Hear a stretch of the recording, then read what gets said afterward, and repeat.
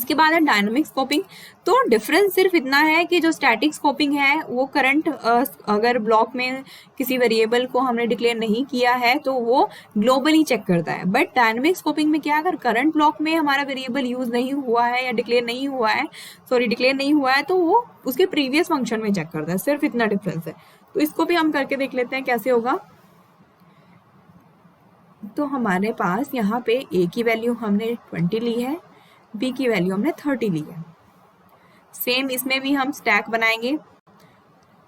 Stack में हमने main के कंटेंट्स डाल दिए पहले, ठीक है जी।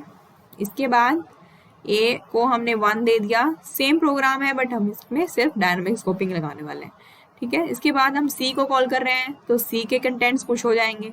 यहाँ पे हमने बी वेरिएबल को डिक्लेयर किया है विद वैल्यू 5 हमने उसको असाइन की है, और printf a and b is the next line. तो आउटपुट नीचे लिख लेते हैं आउटपुट हम, ठीक है। तो आउटपुट सी की क्या आ रही है हमारे पास, प्रिंट ए एंड बी।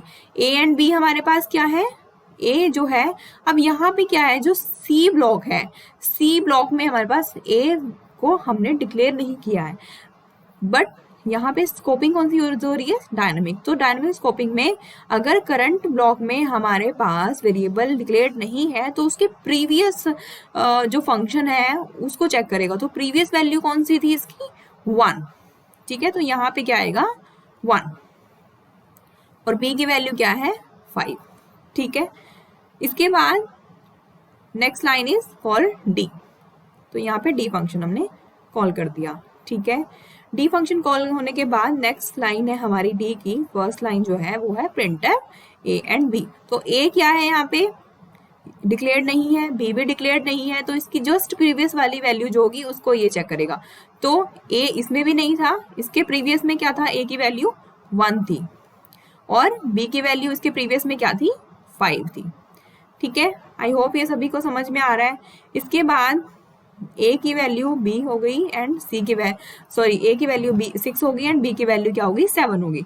तो a की प्रीवियस वैल्यू हमारे पास ये थी, तो ये वैल्यू चेंज होगी, और b की हमारी प्रीवियस ये थी, मीन्स रीसेंट वैल्यू, ठीक है।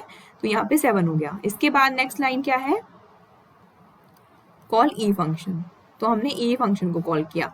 ई फंक्शन को कॉल करने के साथ उसके कंटेंट्स पुश हो जाएंगे ऑन स्टैक। इसके बाद हमने ई में क्या फर्स्ट लाइन लिखी है कि ए को डिक्लेयर कराया हमने विद वैल्यू 8। उसके बाद नेक्स्ट लाइन है printf a and b। printf a and b के साथ क्या हो रहा है यहाँ पे, अब देखो a की रिसेंट वैल्यू क्या है 8, तो 8 आ जाएगा। b की रिसेंट वैल्यू क्या थी 7, तो 7 आ जाएगा यहाँ पे। उसके बाद नेक्स्ट लाइन है a is equal to 9 and b is equal to 10। तो यहाँ पे रिसेंट वैल्यू a की यहाँ पे थी तो 9 हमने इसको चेंज कर दिया, b की रिसेंट वैल्यू यहाँ पे हम चेंज करेंगे 10 कर देंगे, ठीक है।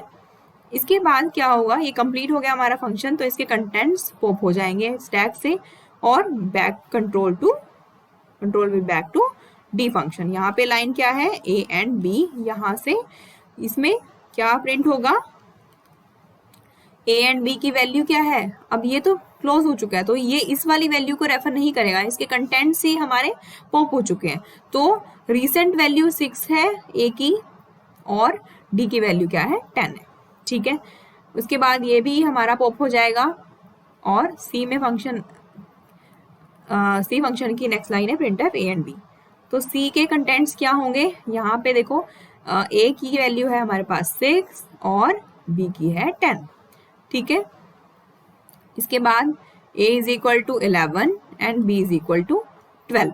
तो a की वैल्यू क्या हो जाएगी 11 एंड b की वैल्यू क्या हो जाएगी 12, ठीक है।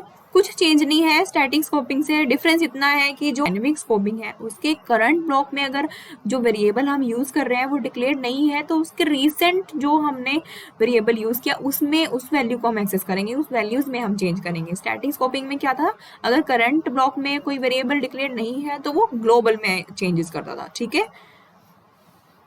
तो इसके साथ ही हमारे इसके कंटेंट्स जो है पॉप हो जाएंगे स्टैक से, और कंट्रोल कहाँ पे आ जाएगा, बैक टू मेन में नेक्स्ट लाइन है printf a एंड b। तो मेन में क्या हो रहा है, print a and b। a क्या है 11 एंड b क्या है 2, क्योंकि इसके कंटेंट्स तो पॉप हो चुके हैं c के। उसके बाद नेक्स्ट लाइन क्या है डी की, सॉरी मेन की, डी को कॉल कर रहा है। तो यहाँ पे हमने डी फंक्शन को कॉल किया। डी में क्या हो रहा है, same printf A and B. तो यहाँ पे डी में क्या हो रहा है, A and B. A and B की वैल्यू क्या है यहाँ पे 11 एंड 2, ठीक है, क्योंकि यहाँ से ये सारे कंटेंट्स पॉप हो चुके हैं, ये कुछ भी हमारे पास अब अवेलेबल नहीं है। तो रिसेंट वैल्यू 11 एंड 2 है। इसके बाद a is equal to 6 and b is equal to 7। तो a is equal to 6 and b is equal to 7 यहाँ पे आ जाएगा, ठीक है। इसके बाद क्या हो रहा है, e को कॉल हो रहा है।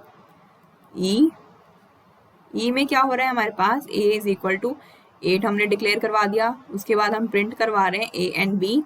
तो यहाँ पे e का क्या होगा, वैल्यू 8, b की वैल्यू क्या है हमारे पास 7, क्योंकि हमने 2 से चेंज करके क्या कर दिया 7।